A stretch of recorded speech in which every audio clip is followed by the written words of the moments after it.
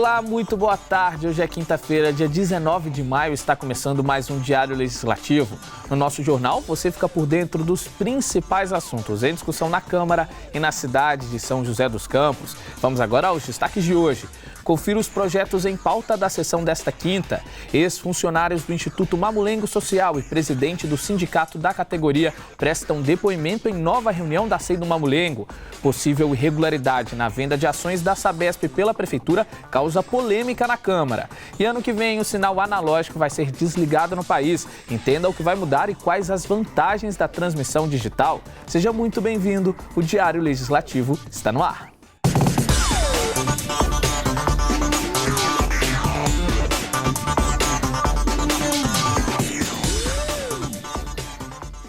Hoje tem sessão plenária aqui na Câmara. Os vereadores vão se reunir para apreciar projetos de lei. E para te deixar por dentro da sessão desta quinta, você acompanha agora mais informações sobre os principais projetos em pauta. 12 projetos estão na pauta de votação da sessão de hoje. Dentre eles, o de autoria do vereador Dr. Roniel, que estabelece em 30 horas semanais a jornada de trabalho dos psicólogos, farmacêuticos, laboratoristas e nutricionistas que trabalham na rede pública municipal. Se aprovado, iguala a jornada destes profissionais à dos fonoaudiólogos, terapeutas ocupacionais e enfermeiros. Outro projeto que consta na pauta é o de autoria da vereadora Dulce Rita, que autoriza a Prefeitura a introduzir nos carnês do IPTU um texto explicativo sobre quem tem direito à isenção total ou parcial do imposto. Já o projeto de lei de autoria do vereador Wagner Balheiro visa criar o bilhete único especial.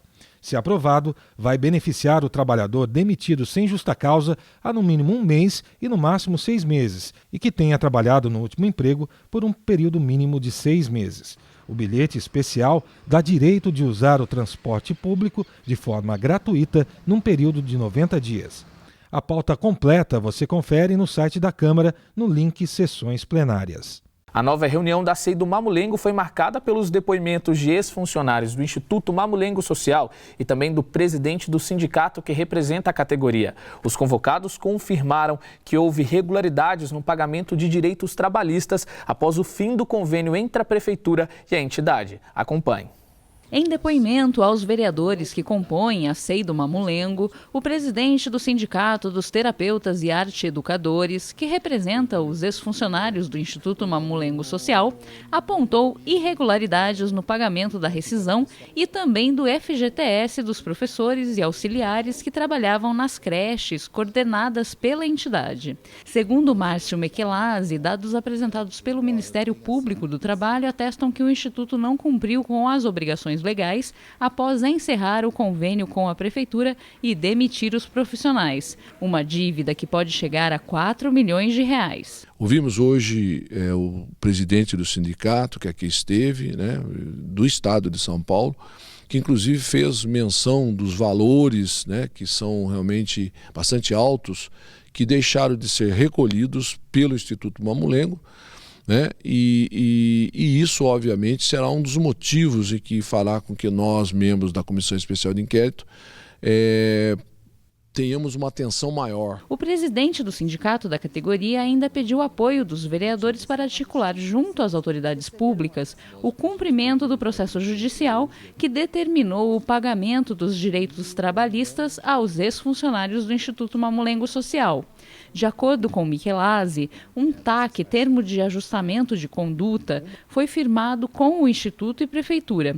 Mesmo assim, alguns educadores ainda não teriam recebido a rescisão.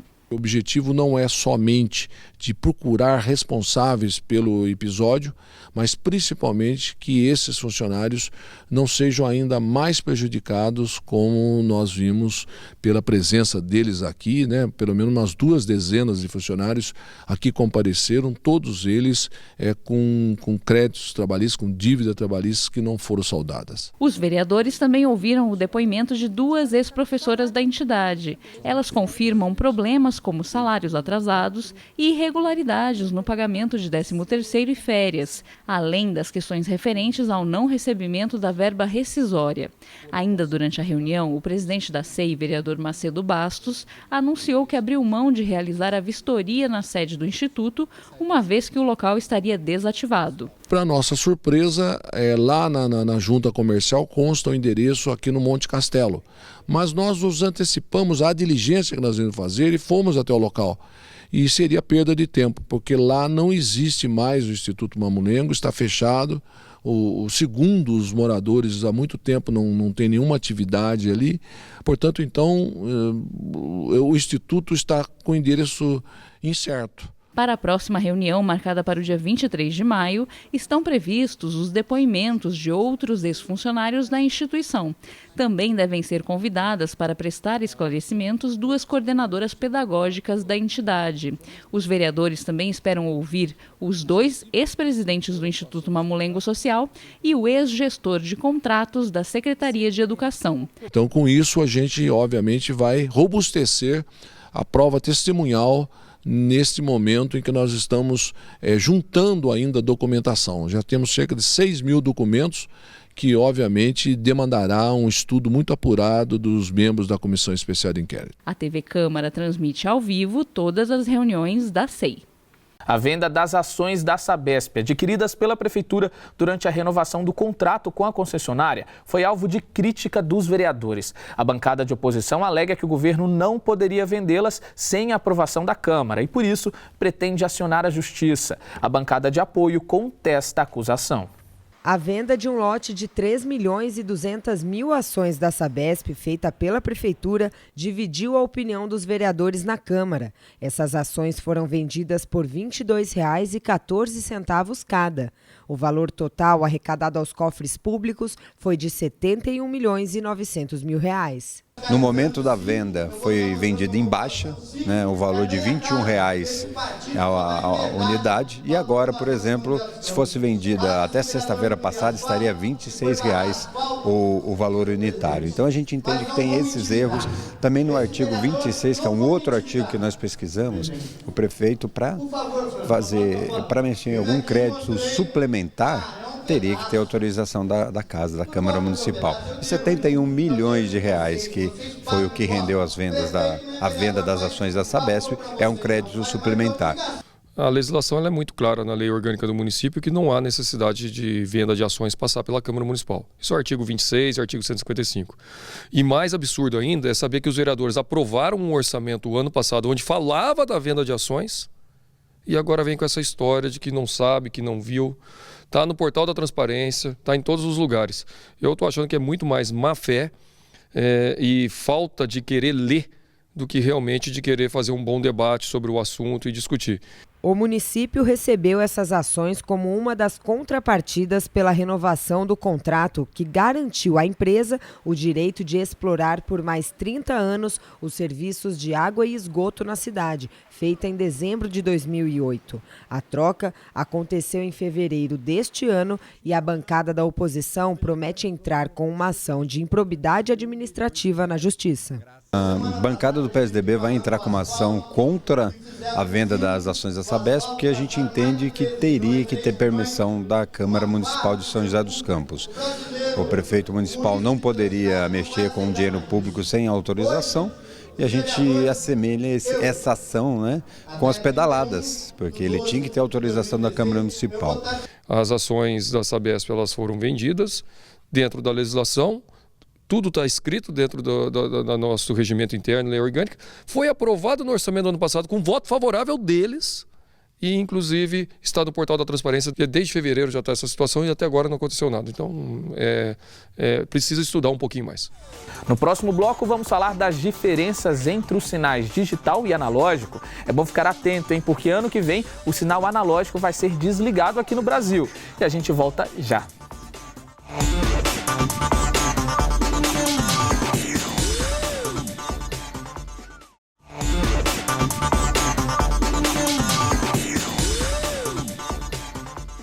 Olá, estamos de volta com o Diário Legislativo. Você saberia dizer se o sinal da sua TV é analógico ou digital? Em uma linguagem bem simples, a grande diferença entre esses sinais estaria na qualidade da imagem e som. O digital leva vantagem e também é mais barato para transmitir. Por isso, o sinal analógico vai ser desligado ano que vem no Brasil. Mas o que muda com o fim do sinal? Quem explica melhor para a gente é um professor de comunicação de uma universidade de São José. Confira.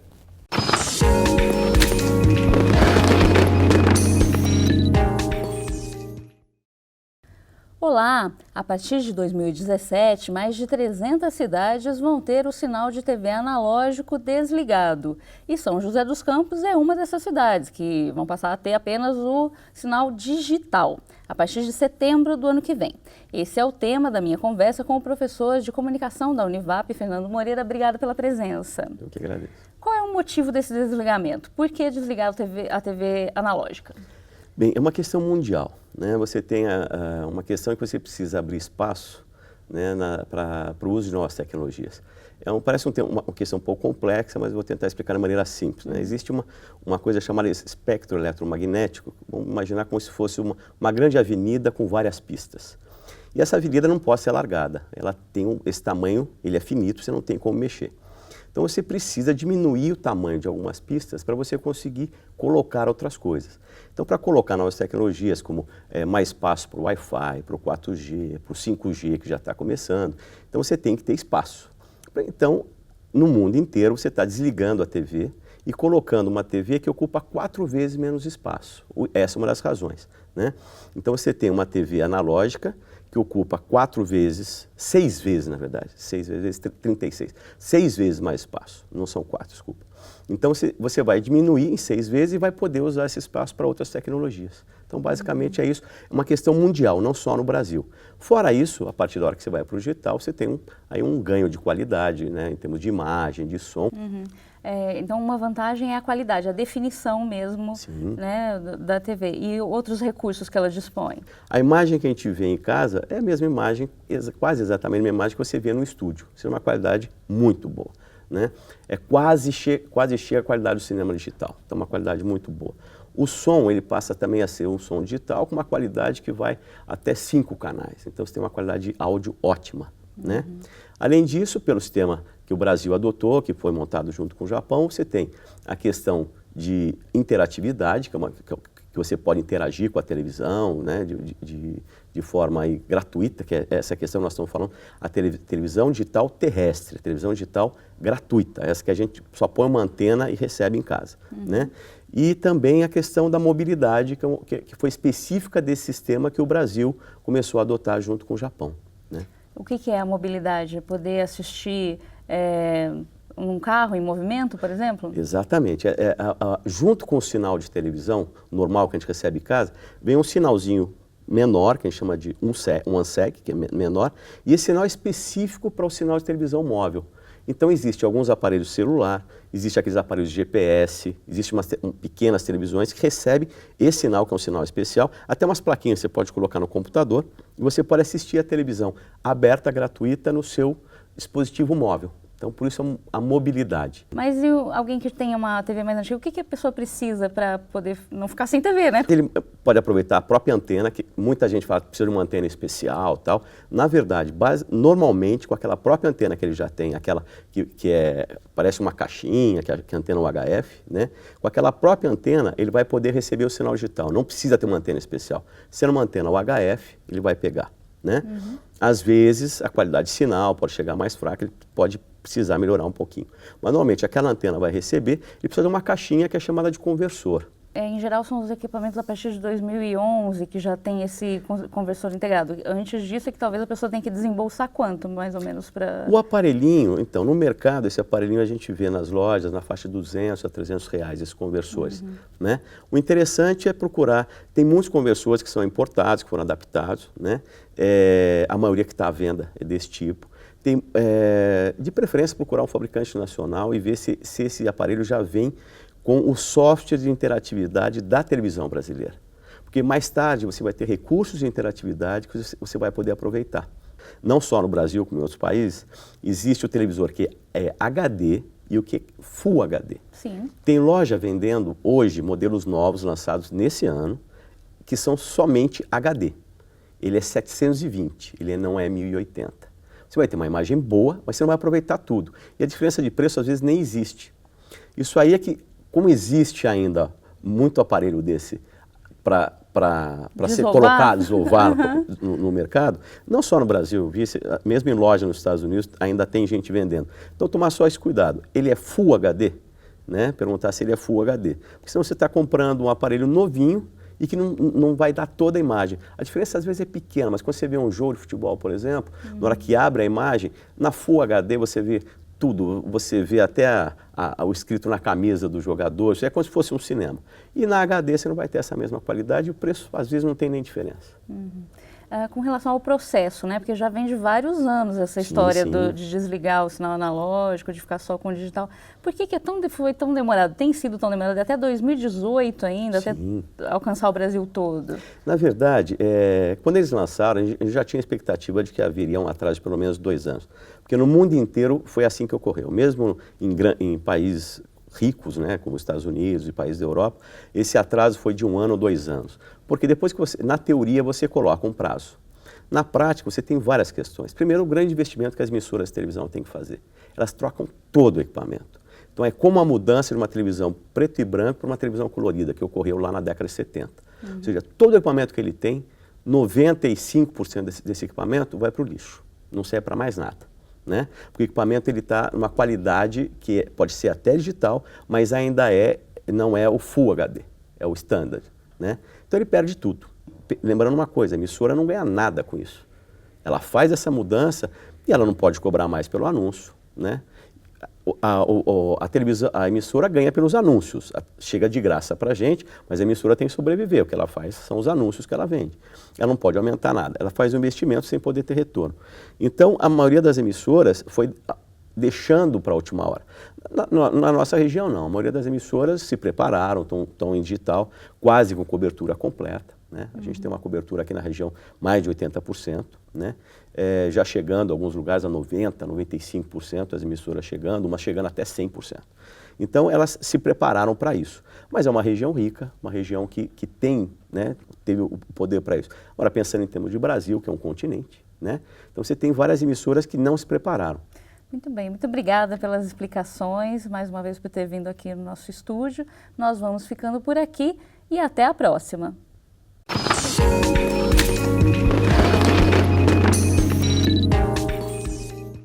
E no próximo bloco tem esporte no diário. São José Basquete está fora do Campeonato Paulista. A gente vai te explicar melhor essa situação no Giro Esportivo. É daqui a pouco.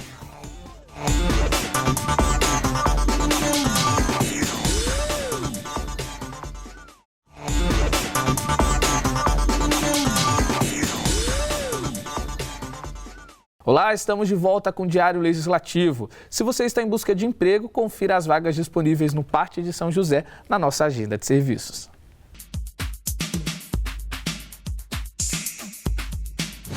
O PAT, Posto de Atendimento ao Trabalhador de São José dos Campos, tem oportunidades de emprego para diversas áreas. As vagas disponíveis são para confeiteiro, enfermeiro do trabalho, fiscal de loja, funileiro, garçom, gerente de mercearia, operador de produção e professor de inglês. Para se candidatar é fácil, é só comparecer ao PAT levando o RG, o CPF, a carteira de trabalho e o cartão cidadão. O PAT fica na Praça Afonso Pena, número 175, no centro.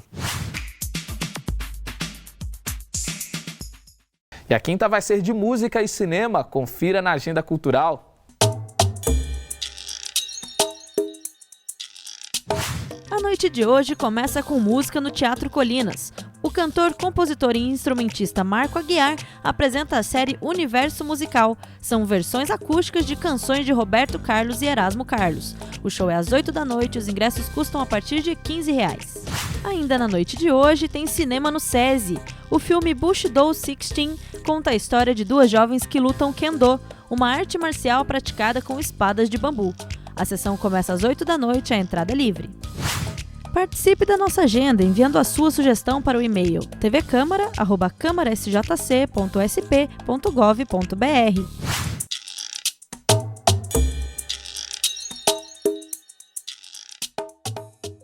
Vamos com a previsão do tempo para a tarde desta quinta e também para sexta-feira.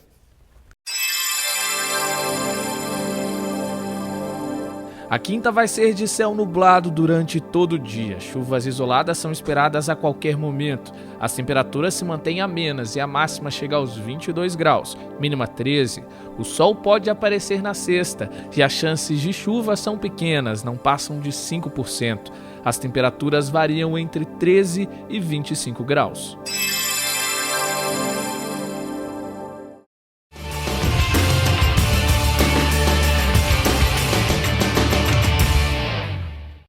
E as notícias de hoje não são nada boas para o esporte da cidade. O São José Basquete está fora da próxima temporada do Campeonato Paulista. O time atual campeão da competição tinha até ontem para se inscrever, mas por motivo de corte de verbas acabou não realizando a inscrição. E quem vai explicar melhor para a gente o que muda a partir de agora é o repórter Daniel Melo, que também vai trazer notícias do rugby. Daniel, boa tarde.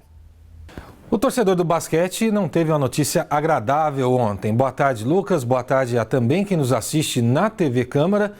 Confirmada a informação inicial e o São José Basquete, no último dia de prazo, que foi ontem, quarta-feira, não se inscreveu para o Campeonato Paulista de 2016. E como a disputa do estadual é obrigatória para ter acesso ao novo Basquete Brasil, o campeonato nacional, o time está se afastando do grupo de elite do basquete nacional. Assim, a equipe teria que voltar a disputar as divisões de acesso para ter direito a esta vaga na competição nacional. Depois desse corte de investimentos da prefeitura, ainda alguns mantenedores do basquete, alguns apaixonados do basquete, estão tentando fazer com que a equipe consiga um pouco mais de prazo e consiga se inscrever para a competição e disputar com um time mais modesto esta temporada de 2016, a exemplo do que fez o Uberlândia com o Vitória neste ano que passou na temporada 2015-2016. Com estrutura mais modesta e independente da classificação que conseguisse no Campeonato Paulista, a equipe teria acesso ao NBB e durante a disputa deste Paulista teria um espaço maior de tempo para buscar um parceiro que bancasse as despesas na competição nacional. Ainda há uma esperança e ainda vale a torcida por essa tentativa de manter o basquete aqui em São José dos Campos. Falando do que dá certo, o rugby joseense está bem representado na seleção brasileira de sevens que disputa o circuito mundial. 4 jogadores joseenses acompanharam a delegação nesta primeira fase no final de semana em Paris e agora no próximo final de semana em Londres. São eles Lucas Duque e Moisés Duque e também o Daniel Sanseri e o Felipe Sanseri. Neste sábado e domingo, a etapa final do circuito mundial vai acontecer em Londres. Bem, essas são as informações do esporte desta quinta-feira. Eu volto amanhã aqui no Diário Legislativo. Até lá, Lucas. Muito obrigado, Daniel, pelas informações. O Diário Legislativo fica por aqui. A gente agradece a sua companhia. Tenha uma ótima tarde e até amanhã.